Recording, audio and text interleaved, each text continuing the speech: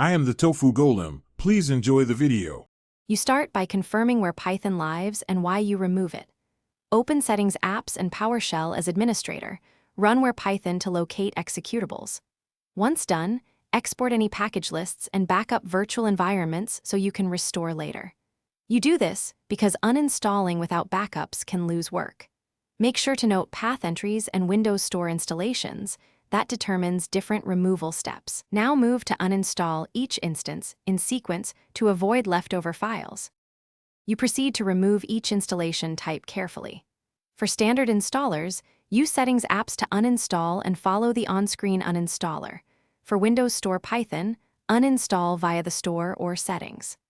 Once uninstalled, remove residual folders in C, \Python Roman 20, and %local app data %programs \Python, and delete site packages remnants. Also check and remove scripts from scripts or scripts 3x folders.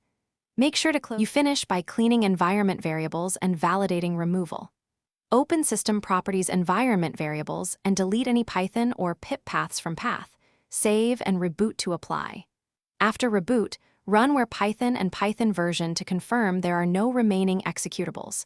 If you still see Python, check app execution aliases and Windows Store links, then remove those.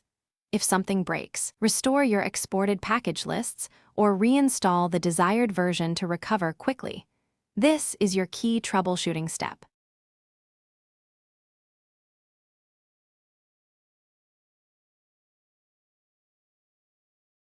Thanks for watching.